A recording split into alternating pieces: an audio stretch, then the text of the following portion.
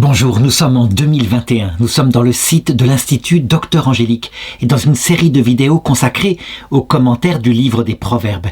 Et j'en suis rendu au Proverbe 14-27 qui va me permettre d'aborder un petit peu plus ce mystère de la crainte de Dieu. La crainte de Dieu qui est une chose qui peut choquer quelque part les chrétiens parce qu'ils se disent « si on craint Dieu, comment peut-on l'aimer ?» Et donc, il y a opposition entre la crainte et l'amour.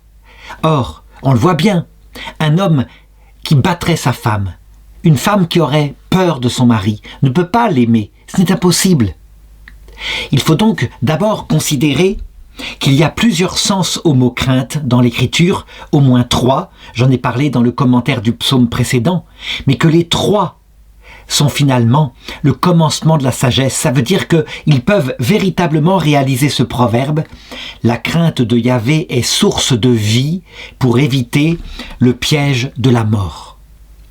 Alors, pour cela, d'abord, parlons de la terreur de Dieu, la peur du châtiment, la peur de l'enfer éternel, la peur qui régnait par exemple à l'époque de Moïse lorsque Dieu menaçait, on le voit dans Exode chapitre 19-10, celui qui s'approcherait du mont Sinaï où il allait apparaître à Moïse et qui disait « Tout homme, toute bête qui montera sur le flanc de la montagne sera mis à mort et de loin avec des pierres ou avec un arc ». Il y avait donc de la part de Dieu le sentiment de terreur. Et on peut dire que la terreur, Dieu peut encore l'utiliser. On l'a vu par exemple avec le pape François ou le pape Jean-Paul II, lorsqu'ils sont allés à Palerme où règne la mafia italienne. Une mafia qui assassine et qui se prétend catholique. Eh bien, les deux papes avaient dit « Vous serez damnés si vous ne vous convertissez pas. Ce sera pour vous l'enfer éternel. » Ils avaient donc employé un ton très ferme, un ton inhabituel. Et pastoralement, c'est bien vu. À quoi ça sert de parler à des gens comme cela de l'amour de Dieu? Ils n'en ont rien à faire. Et seule la peur de l'enfer peut peut-être, pour eux, provoquer une certaine réflexion. Là, je voudrais montrer comment cette terreur-là peut être une pastorale de Dieu, même si elle est provisoire et qu'elle ne conduit pas au salut, mais qu'elle peut préparer un petit peu le salut.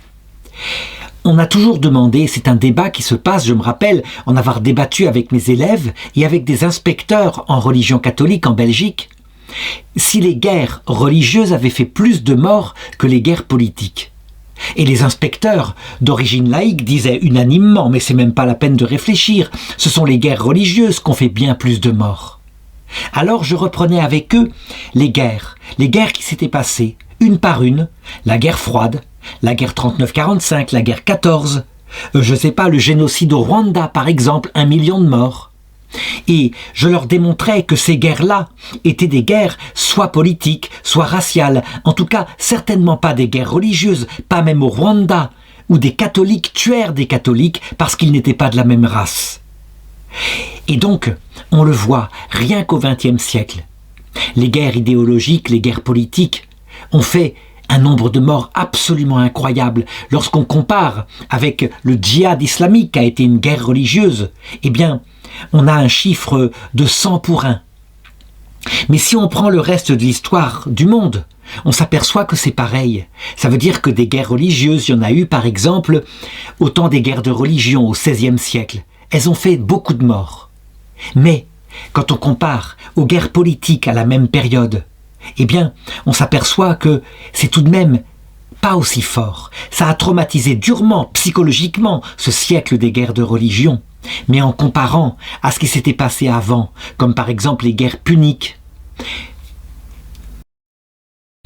la guerre de 100 ans qui vit diminuer la population française, qui peut être de 30%. Quand on compare cela, on s'aperçoit que en réalité, c'est curieux, mais intuitivement, on aurait cru l'inverse, mais ce sont les guerres politiques qui font bien plus de morts. Et je pense, c'est une hypothèse que je voudrais émettre, je pense que ça vient de ceci. Quand on se bat pour la politique et qu'on ne pense pas à Dieu, alors rien n'arrête le crime, et en particulier au XXe siècle. Là, pour le coup, les guerres de l'athéisme ont fait des centaines de millions de morts. Le communisme, c'est 100 millions de morts. Et pourquoi? Parce que si son idée, on la met en avant, eh bien, l'être humain n'a aucune valeur, évidemment, mais il n'y aura pas non plus de l'autre côté une justice. On n'a pas à craindre un jugement puisqu'on ne croit en rien. Ni Dieu, ni maître. Sans Dieu, sans morale. Au contraire, les pires criminels religieux, ceux qui ont tué et torturé au nom de la religion, et Dieu sait s'ils l'ont fait. Quelque part au fond de leur tête, il y a l'idée qu'ils devront payer, qu'ils seront jugés pour leurs actes. Et donc, quelque part, on peut se demander si ce n'est pas ça qui, au bout d'un certain temps, arrête les choses. Alors ce n'est qu'une hypothèse, bien sûr, puisque on a vu par ailleurs certaines religions qui portaient en elles la guerre sainte, véritablement comme moyen de conversion. Et là, pour le coup, par exemple l'islam en Inde, on peut dire que rien n'arrêta la guerre, tout simplement parce qu'elle faisait partie d'un commandement de la religion. On pouvait tuer les païens et c'était pas grave. C'est peut-être parce que je parle exclusivement du christianisme, pour le coup, où la guerre, là, manifestement, s'oppose directement au commandement de Jésus. Non pas la guerre de défense, bien sûr, mais la guerre d'agression. En tout cas, on le voit, pour cela, quand notre cœur est dur, la peur de Dieu et du jugement, le juge terrible qui doit arriver le jour de colère, est le commencement de la sagesse, elle fait réfléchir. Le deuxième sens du mot crainte, c'est la peur. C'est ce qu'on voit par exemple dans le 2e livre de Samuel, lorsque David, le roi David, qui aurait voulu aimer Dieu et même l'installer dans son palais, fut découragé par Dieu, qui fonça sur Uza, un homme qui, alors qu'on apportait l'arche d'alliance pour qu'il soit mis dans le palais du roi David, Uza tenta d'empêcher l'arche de verser et Dieu le tua. David, dit la Bible, David eut peur de Dieu et ne voulut plus prendre l'arche d'alliance chez lui. On peut dire que là, à cette période-là, c'est pas la terreur arbitraire, c'est plutôt un respect craintif de Dieu, dont on ne comprend pas qui il est, mais on se rend bien compte, David s'en rend bien compte, il ne peut pas prendre l'arche d'alliance chez lui, et d'ailleurs il le mettra dans une famille de prêtres un peu plus loin.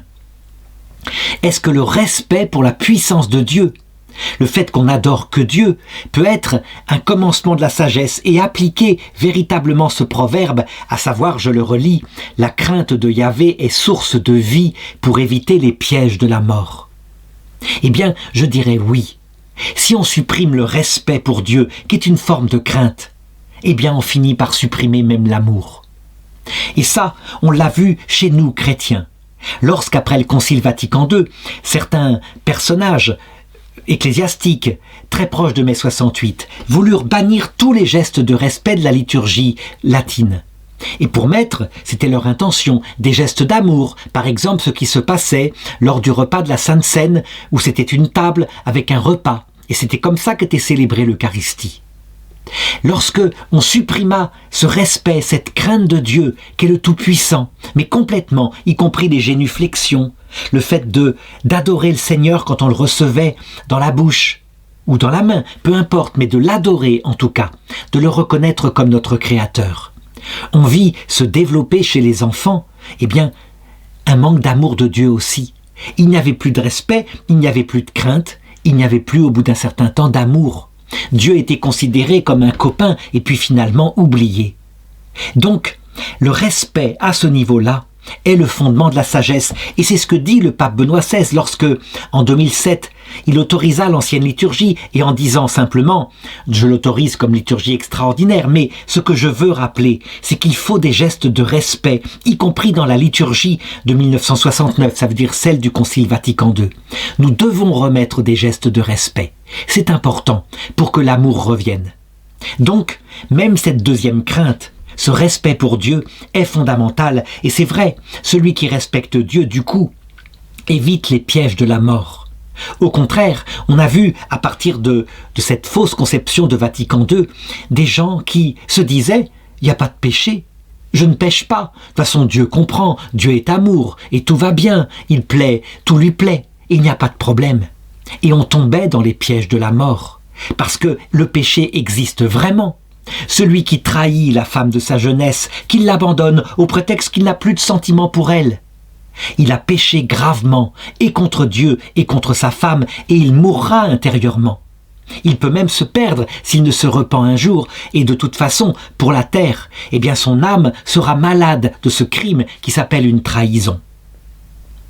Et alors, il y a le troisième sens du mot crainte. La crainte qui est un don du Saint-Esprit, la crainte qui est issue de l'amour tendre qu'on a pour Dieu lorsqu'on connaît son cœur, lorsqu'on le contemple dans sa mort sur la croix. On ne peut plus avoir peur de lui. On sait à quel point il est bonté, il est humilité. Mais attention, dans ce cas-là, je dirais pour les personnes les plus mystiques, pour les aigles contemplatifs, il reste une crainte de Dieu, mais c'est pas la même. C'est la crainte de l'offensé.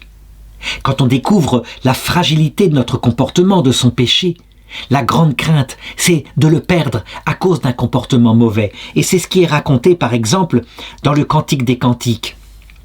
Au chapitre 3, verset 1, « Sur la couche, la nuit, j'ai cherché celui que mon cœur aime. Je l'ai cherché, mais je ne l'ai pas trouvé. » Oui, une crainte d'épouse qui se sait indigne d'un tel époux et qui, par amour, va essayer d'améliorer son comportement. Eh bien, cette crainte-là, qui est la seule, qui est en même temps que la charité, véritablement, qui est même un don de la charité, eh bien, cette crainte-là, évidemment, elle va modifier le comportement, elle va faire qu'on va se battre contre le péché. Et que même si on a des pulsions, des choses que Dieu a mis en nous pour nous apprendre l'humilité, on ne va certainement pas tomber dans le travers que dénonce saint Paul. Alors donc, si la grâce a surabondé là où le péché a abondé, alors péchons. Et saint Paul répond, mais non, évidemment, vous avez été sauvés par le Christ, est-ce que c'est pour vous livrer de nouveau au péché ?